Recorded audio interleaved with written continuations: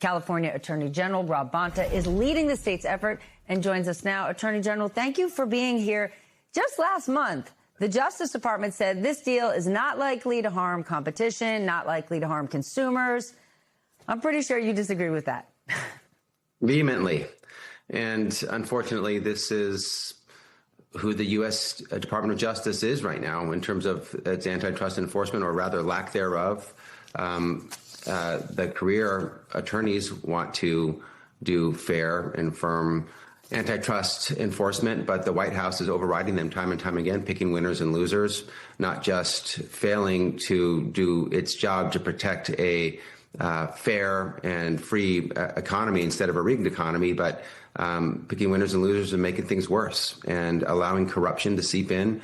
And so regardless of what the US DOJ does, and remember, in the Ticketmaster Live Nation case, after a couple of days of trial, they entered into a slap on the wrist settlement, sweetheart deal with Ticketmaster Live Nation, while the states fought on and got a jury verdict holding Ticketmaster Live Nation liable. The same is true here. The states need to step into the breach here because the U.S.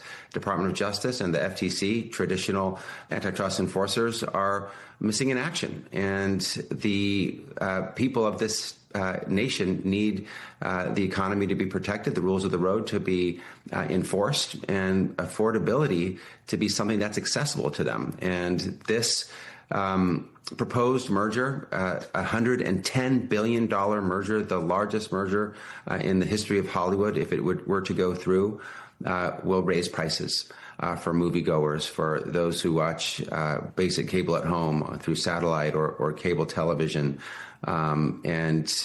We've identified 3 markets where the merger is presumptively unlawful under long-standing federal law, a century-old law, that the Clayton Act, Section 7, because it will substantially diminish competition. So we think we have a really strong case, and we also brought a request for a temporary restraining order and preliminary injunction in front of the court as well.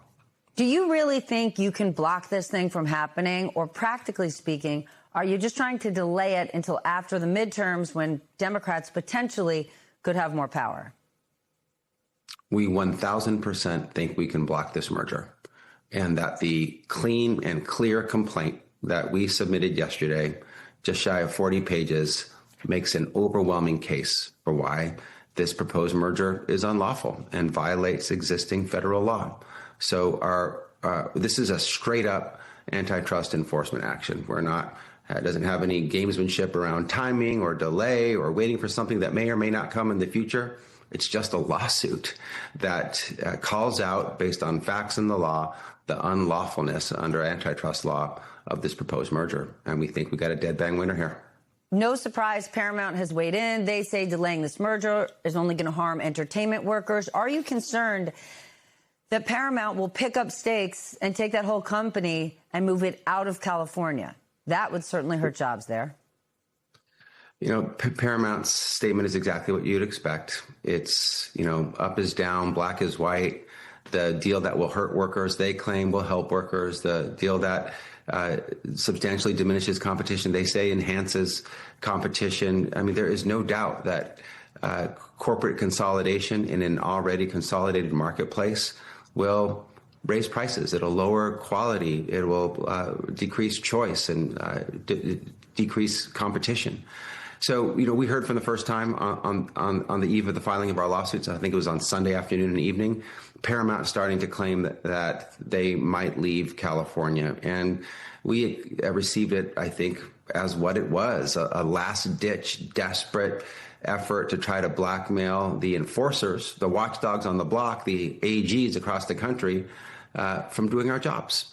And trying to blackmail us to allow an illegal deal to go through. It didn't work. It won't work. It will never work. We filed our case. We are committed to this case, despite what they claim they might do. But us blocking the merger will help jobs. Their suggestion that otherwise is wrong.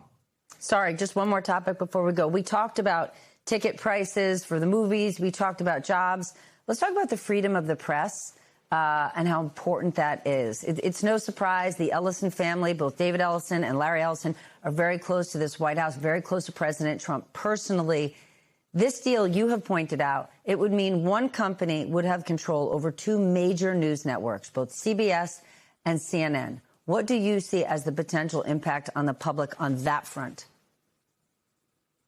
Well, we expect to see what we've seen in the past when there's been corporate consolidation of that type, that there will be job loss, there will be fewer journalists investigating, truth-telling, truth-seeking, providing perspectives. There will be less information, less facts, less truth shared with the American public so that they can receive all this information and make conclusions for themselves and decide what they want to think. So it will be fewer viewpoints, fewer perspectives, fewer revelations about truths we need to know about. And that is a problem for democracy. And, a free, independent press is critical. And critical to democracy. I've always believed that. I've always said that. And this case is a straight up antitrust enforcement case, which has impacts across many different industries and markets, because these are very diversified companies that are attempting to merge here.